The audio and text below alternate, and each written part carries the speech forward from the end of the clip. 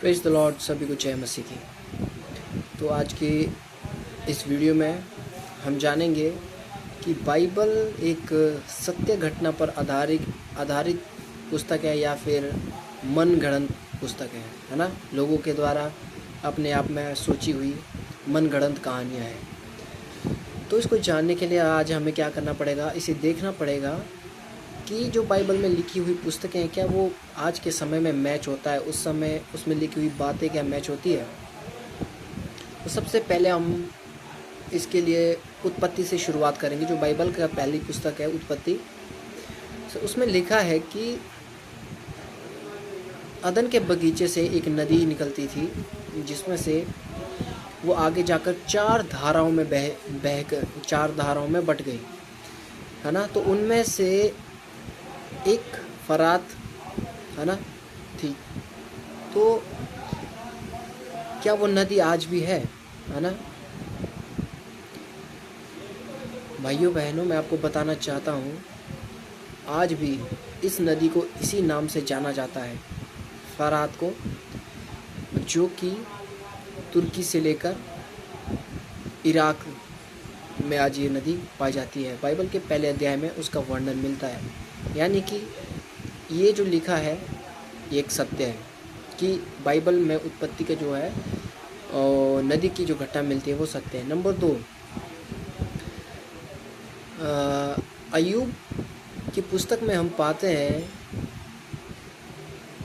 कि पृथ्वी हवा में लटकी है,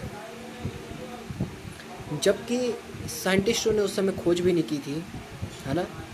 लेकिन अय्यूब की पुस्तक में हमें ये लिखा मिलता है अय्यूब 26:7 में कि पृथ्वी क्या है, हवा में लटकी है।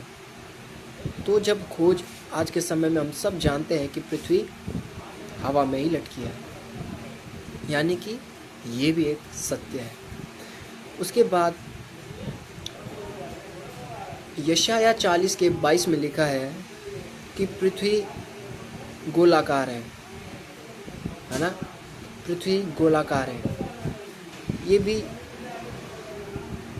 आज के समय में हम सब जानते हैं कि पृथ्वी कैसी है, गोलाकार है। तो ये घटना, ये सब चीज़ें जब साइंटिस्टों ने कभी खोज नहीं की थी, उससे पहले की लिखी हुई है। और आज के समय में हम इन बातों को जब जानते हैं तो पता लगता है कि बाइबल में साइंटिस्टों के खोज करने से पहले ही क्या है, इस बातों का प्रमाण दिया गया था कि पृथ्वी गोल है, पृथ्वी हवा में लटकी है।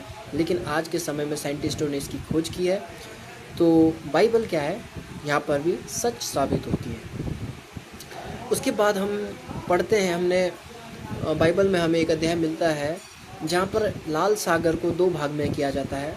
आज भी वो लाल सागर है।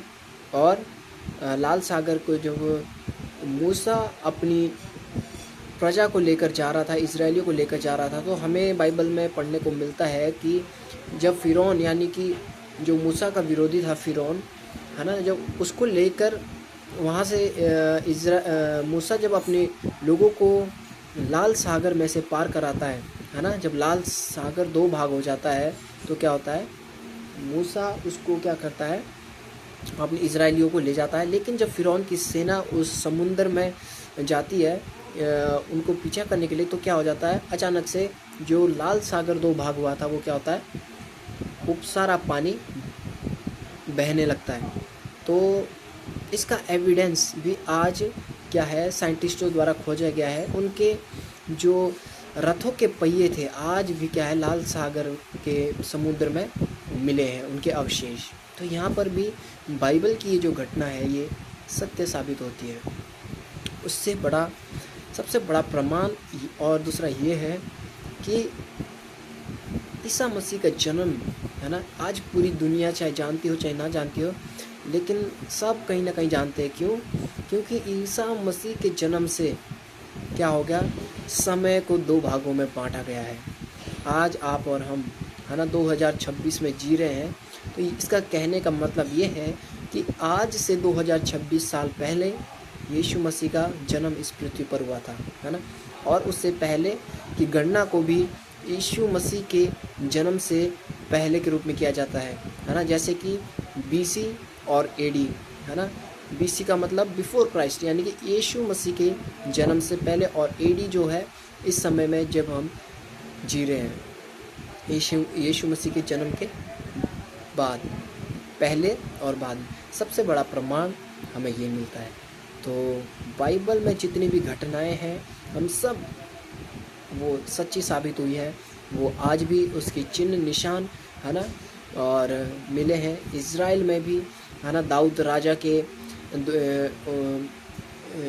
बोले तो अवशेष जो मिले हैं। तो इससे हमें क्या पता, बाइबल एक सच्ची पुस्तक है, इसमें कोई भी मन गढ़ंत कहानी नहीं है। चाहे आज से हज़ारों साल पहले लिखी गई पुस्तक, जब इस संसार में, इस पृथ्वी पर साइंटिस्टों ने कुछ भी खोज नहीं किया था, लेकिन बाइबल उस समय लिखी जा चुकी थी और उसमें हर एक चीज़ों को बताया गया था कि जो कि आज सत्य प्रूफ होती है। तो सभी को जय मसीह की।